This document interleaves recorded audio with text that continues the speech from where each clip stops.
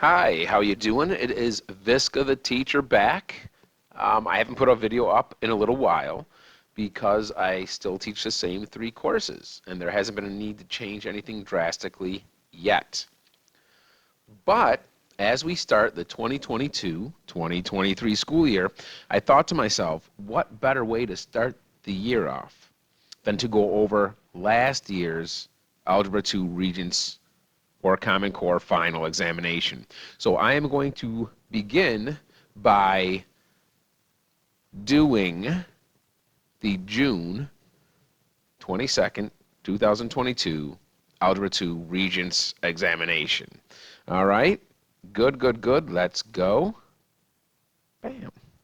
Okay, as usual, we're going to start with part 1. Answer all 24 questions in this part. Each correct answer will receive 2 credits. 2 points per question, no partial credit. You either get 2 points for a problem or you get no points. You can utilize the information provided for each question to determine your answer. Note that diagrams are not necessarily drawn to scale. For each statement or question, choose the word or expression that, of those given, best completes the statement or answers the question. Record your answers on the separate answer sheet. Okay, this is part 1. This is multiple choice. You don't have to show any work, but I will show work and get you the right answer, okay? All right, so what we're going to do is probably do the first 8 questions. That normally runs me 20-something minutes to 30 minutes, and then I'll do the next 8 questions in another video and so forth. Okay, so for all positive values of x, which expression is equivalent to x raised to the 3/4? Oh, love when we start with an easy question. All right, so in my class, I tell my students, okay, if I'm converting this to a radical, okay, it is the top slides down and the bottom slides out. So I just say top down, bottom out. And there you go. Okay, top down, bottom out. It is the 4th root of x to the power of 3, or x cubed. Top down, bottom out. Let me restate that one more time. The top, or numerator, comes down, and that's your new exponent, and the bottom, or the denominator, pops out. Top down, bottom out. Good. Number 2, Mrs. Favada's, oh, must be an Italian lady. Mrs. Favada's, I'm Visca, so they both ended in an A, it's beautiful. Statistics class wants to conduct a survey to see how students feel about changing the school mascot's name.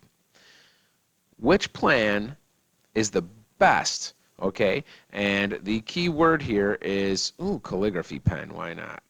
Best process for gathering an appropriate sample, okay? Now, anytime you want to collect information from people, especially if you're asking them a question, the most random method, okay, the most random, it doesn't have to have the word random in it, but the most random scenario of students altogether from the entire population.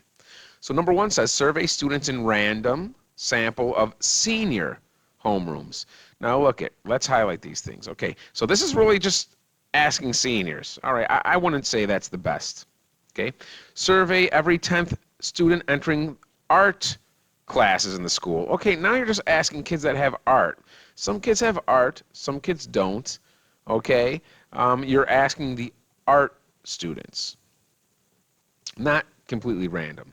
Okay, number 3 says survey every 4th student entering the cafeteria during lunch period. All right, well, you know, maybe. Number 3 might be our answer.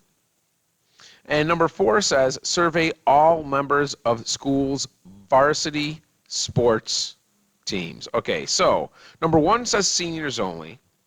Number 2 talks about just those in art class. Number 3 talks about every student entering the cafeteria. Every student has lunch. I like 3. And 4 only talks about those participating in sports. So number 3 is definitely the most random we could do out of all the students. So questions like these really don't test your algebra ability, your ability to calculate something, more so your ability to understand the scenario. I love these types of questions. Given that x cannot equal -3, the expression 2x cubed plus 7x squared minus 3x minus 25 all over x plus 3 is equivalent to what? Now, if I wanted to, okay, here's a little cheat I could do here. Let's go here. Let's get a highlighter because you know I love my highlights. I could put this whole expression in y1, and then I can graph this in y2. If they're the same graphs, okay, if they're the same graphs, then that's the answer. They're equivalent, okay? If it is not the same graph, then I would move forward and I would try graphing this one in y2 with still this one in y1, okay? And I would look at the graphs of my green highlight and blue highlight. If those are the same, it's the answer. If they're not the same graphs, then it's not the answer. They are not equivalent, okay? Equivalent means same, right? If they're the same, shouldn't their graphs be the same? They should be. Let's hope this works. Boop. And it does. But I'm going to do this algebraically in case you have to on a part 2 question, okay? We are going to use division. Obviously, we're going to use division. I like doing division, and I like doing reverse tabular. So that's the method I'm going to use. And let's go with a nice blue, a fall blue. All right? So as I do this problem, okay, this is how you should set up your tabs. Okay, sorry about this mess. I have two terms here. I have an x and a +3. So I put a line here to separate those two terms. I have a top row and a bottom row. The top row for my x and the bottom row for my 3. So the question in my class is, well, how many columns do I need? In other words, how many of these columns am I going to need? All right? Well, I'm going to show you an easy way to do just that. Okay, let's go back here. Let's go. Let's do a darker blue here. I look in the numerator. All right, I have 2x cubed, x squared, 3x, okay, and a number without an x. First of all, I need to make sure I'm not missing any terms. By missing any terms, I mean if my biggest term is cubed, I need to have a term that's squared. I need to have a term that's to the power of 1. And I need to have a term that has 0 x's. Okay, and I do. I have all my terms. If I was missing anything, I would have to fill it in with a 0. I would have to put a 0 as a placeholder. What does that mean? Let's say for conversation's sake, I did not have 3x. Let's say I had 2x cubed plus 7x squared minus 25. Okay? In order to use this reverse tabular method here, or any type of division, I notice, hey, I don't have any x's to the power 1 here. So I would need to use a 0 as a placeholder. I would write it as such, plus 0 x's minus 25. Okay? And I would go from there. In the example they give us here for 3, we have every single term in the numerator. Okay? So let me get rid of this. Boop. And let me clean this up a little bit. All right. So now let's get to the point where we figure out how many columns we need. All right, my first term has got to output from this first corner here. 2x cubed. My next term, 7x squared, comes out from this corner. 7x squared. Are you ready? How many terms do I have remaining? Let's go purple. Where are you? There you are. I have 1, 2 terms left. So guess what? I draw 1, 2 lines. That works every single time. Why do I need to draw 2 lines? Because notice I just created 2 corners. One for my minus 3x and one for my minus 25. All right, let's start to do some math now, okay? This top left box will always have a 2x cubed. That's the only term that it can output.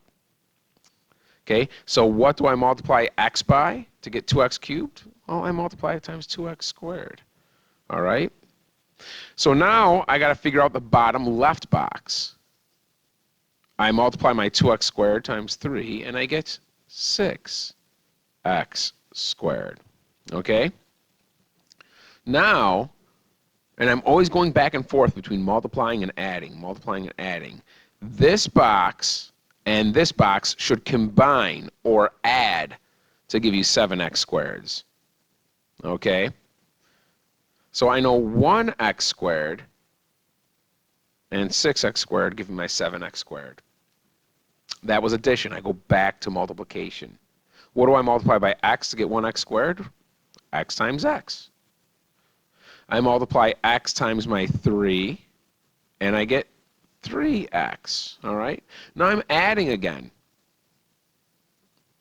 I need to add this box plus this box to get a negative 3x. All right, well, if I have 3x's, but I need to end up with negative 3x's, that means I need to combine a negative 6x and a positive 3x, and that would result in a negative 3x. Again, what do I multiply x by to get negative 6x? Well, just a negative 6. Let's multiply our negative 6 times 3 for the bottom, and I get negative 18. There's going to be a remainder because these two do not match. Okay? So right now, there is only one answer that looks like this right here. 2x squared, x, negative 6. Okay? So this is my answer. Okay? But let me show you how to get the remainder. It's very important. And it's simply just an adjustment. What do I mean? I go here. How do I make negative 18? What do I combine it with to make negative 25? Well, I would have to subtract 7 more. This adjustment is your remainder. Minus 7. And I always put that over what I'm dividing in. You see how I'm dividing x plus 3? I always put my remainder over what I'm dividing in. That's it. It's number 3. I like these algebra. I mean, they're simple. If you understand the process, you're just going back and forth between multiplying and adding. So division, which people hate, is really just multiplying and adding. Number 4. In a group of 40 people, 20 have brown hair, 22 have blue eyes, and 15 of those 40 people have both brown hair and blue eyes. Okay, I am going to draw a picture, some sort of Venn diagram, circles, have them overlap, etc., etc. You can set up equations and, subtract and do whatever. But I just, I don't know. I like pictures better. Okay, let's talk about the blue eyes right now. Here.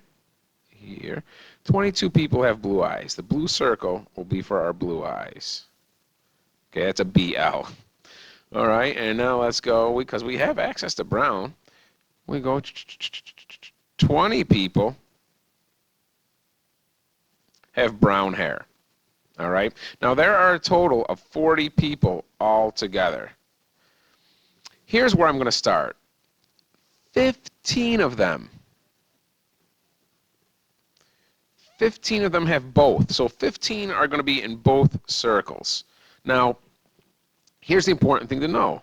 How many have blue eyes? 22. Okay, 15 are already accounted for in this 22.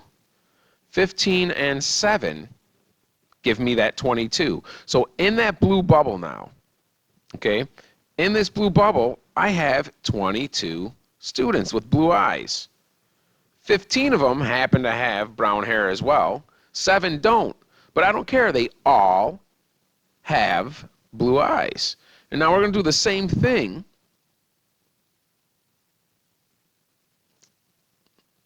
I got to commit now. I'm using brown, so I have to commit. 20 have brown hair. 15 of the 20 also have blue eyes, but that means 5 don't.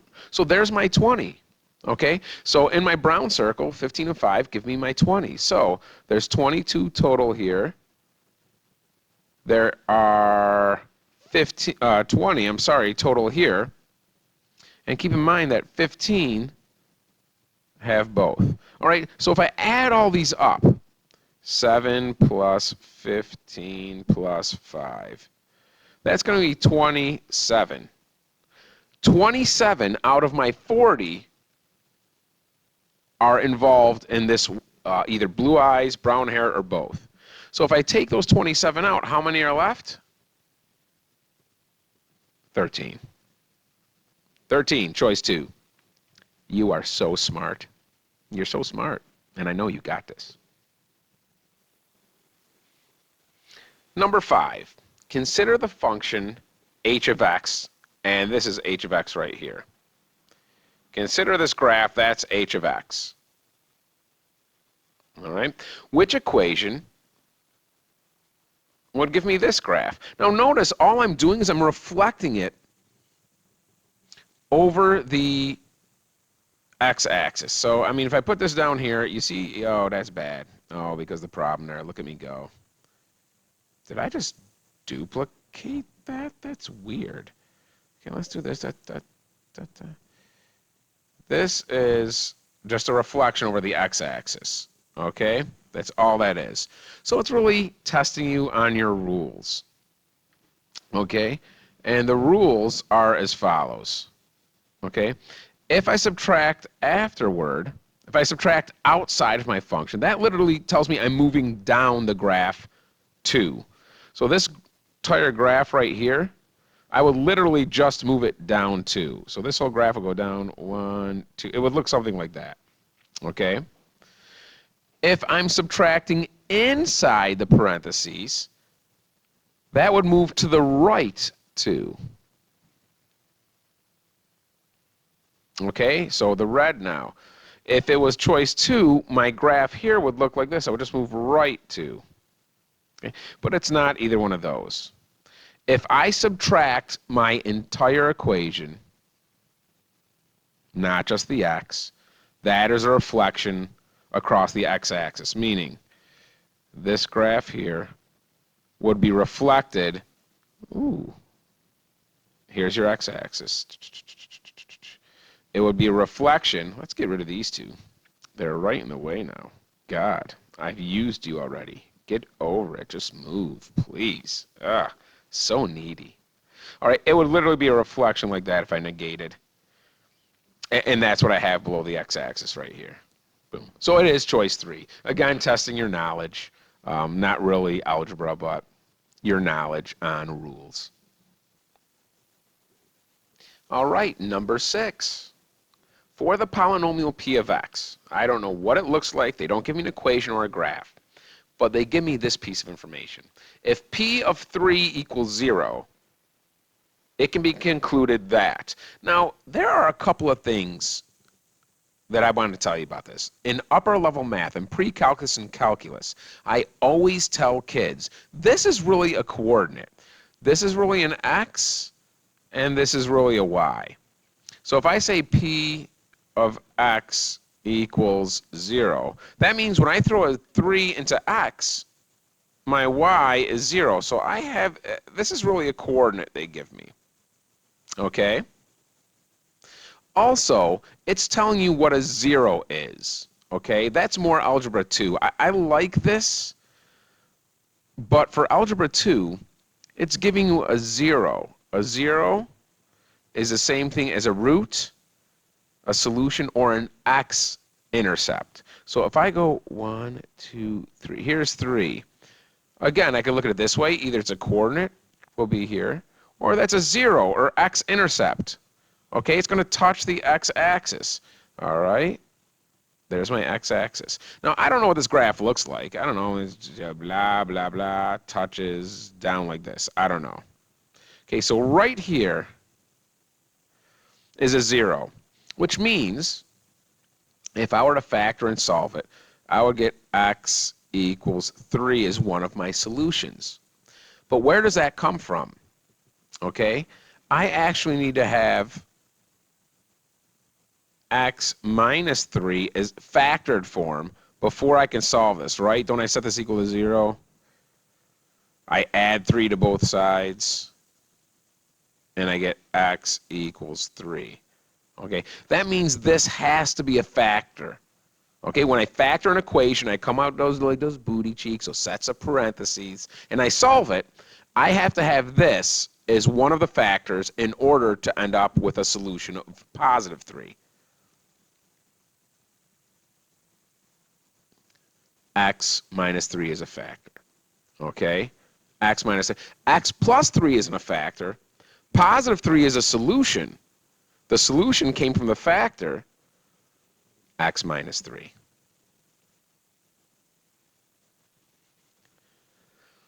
Number 7. I like using log and natural log. I know, I'm a math teacher. Some of you guys find that a bit freakish, but you know what? I have no comeback for that. I'm a little freakish sometimes. So the solution to the equation 5e raised to the x plus 2 equals 7 is, all right, let's try this thing out here. I have an e in the equation, and I know that ln and e cancel. That's a big thing to always know, that ln of e, I say cancel, they really equal 1. Okay, so that's really a thing.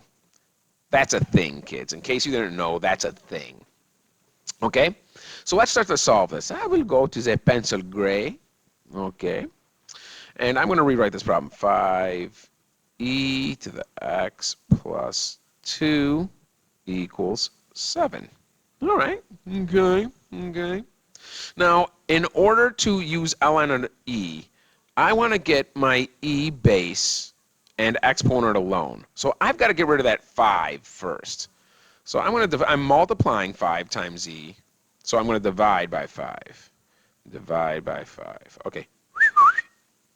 I've got e to the x plus 2 equals 7 over 5. All right, good. Yeah, that's not bad. Now I bring in my friend ln. So I'm going to take the ln of both sides. Okay? These cancel.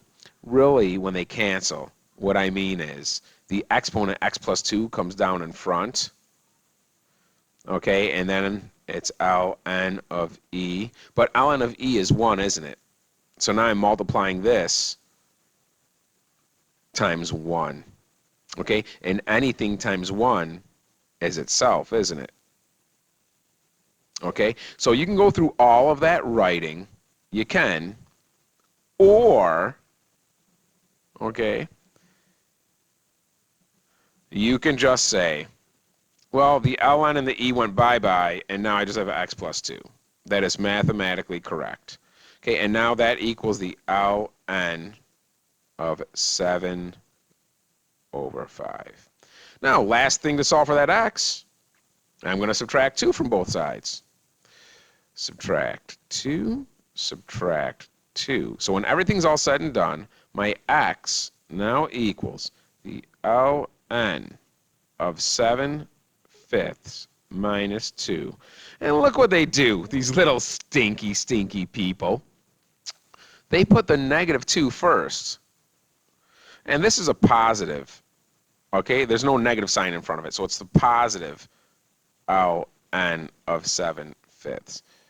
So I hope you know that these two are the same. This, okay, I thought I hit the green there. Let's get green go. Is the same thing as this. And the second one is what's listed up here. Boop. At choice 1. Hey, we're 7 for 7. We're looking good. We're going to ace this exam. Number 8. Consider the system of equations. X plus 2y minus z equals 1. Negative x minus 3y plus 2z is 0. And 2x minus 4y plus z is 10. What is the solution to the given system of equations? I used to make my students do all this out algebraically. And I would say to myself, that's a lot of work for a multiple choice problem. But you can use your calculator to do all of this. What do I mean? I'm going to take the coefficients, not the variables, meaning I'm going to take the 1, the 2, and this is a negative 1 in front of the z, and this 1. Then I'm going to take negative 1 here, negative 3, positive 2, and 0. And 2, negative 4, positive 1, and 10. And I'm going to put them in the calculator in a matrix. So if you haven't done this before, you can do this now. And this also counts as showing your work for short answer questions. I will explain that in a moment. All right, so the first thing I want to do is I want to go to the matrix in blue above this x to the negative 1 here. So I hit second matrix. I want to edit one. Okay, I can pick any one of these. I'm going to pick the first one, which is choice 1. There you go. Now my matrix has to be 3 columns, or yeah, I'll be all right. 3 columns. I go left to right. Here's 1, 2, 3 equations, and 4. Yes. Okay, let me start that. I teach math and not English. Anyways, I want 3 rows that go left to right because I have the 3 equations. And I want 4 columns. You see there's a column for your x's, column for your y's, a third column for your z's, and a fourth column for what they're equal to. So I'm going to make this 3, hit enter, by 4. Now look what pops up here. That's my matrix. And I'm just going to go and put in the numbers 1, 2, negative 1, and 1. 1, 2, negative 1, and 1. That's the first, yep, go to 1. Oh, I see. Delete that, that's 1. Bang. Okay, this is that first equation without any variables or without the equal sign. Now, your x has got to line up, your y's got to line up, and your z's got to line up, okay? Now, I'm going to do the middle equation. It's negative 1, negative 3, positive 2, and 0. Bam. Now I'm going to do the third equation. I have a 2, boom, a negative 4, boom, a positive 1, bam, and a 10. Okay, so if you need to do this, you can pause it and rewind. Okay, there's my matrix. I need the calculator to solve that system of equations that I just entered into my matrix. So I'm going to quit second and hit mode in blue and quit there. Okay, I'm out. I got to go back to my matrix, second. And now I want to do some math. Okay, here's what you need to do. I need to scroll down to ref, not ref, not this choice A here where it says ref, but ref. That tells the calculator to solve my matrix. Which matrix am I solving? Remember, there was A, B, C. We put our information to matrix A. So for a third time, I need to go back to my matrix menu and select which one. I put mine into A. So I just hit enter or choice 1. Once I hit enter, these are the solutions. Let me explain this, children. Okay? Let me explain this. So right now, and I'm going to say something right here. If this were short answer, how could you get credit for using the calculator? Well, I would need to write the matrix that I entered into the calculator initially. I would have to enter this one. 1, positive 2, negative 1, and that equals 1. Here is negative 1, negative 3, positive 2, and 0. Now I need to enter this one. 2, negative 4, 1, and 10. And I need to do this. I got to write my solution matrix. Okay? Oh, let me get this out of the way. Solution matrix. All right, I need to write 1, 0, 0, 3, 0, 1, 0, negative 1, and 0, 0, 1, 0. Okay, so what do I have here? Remember, these are my x's. These are the y's. And these are the z's. And I suppose These are my answers, what they equal, right? But look here, my x's, my y's, my z's, and what they equal. So what this first column is telling me here is that my 1x, because I don't have any y's, 1x equals 3. So x equals 3. My 1y, because I don't have any x's or z's here, is equal to -1. And my 1z, because I don't have any x's or y's here, is equal to 0. Can a z equal 0? Sure. It could be a fraction. All right? If I write just this on a short answer problem, this gives you full credit for showing work. Full credit for showing work. But let's answer our problem here. X is 3, y is -1, and z is 0. They write it like a coordinate alphabetically, x, y, z. The choice is choice 2. 31 minutes. We finished problems 1 through 8.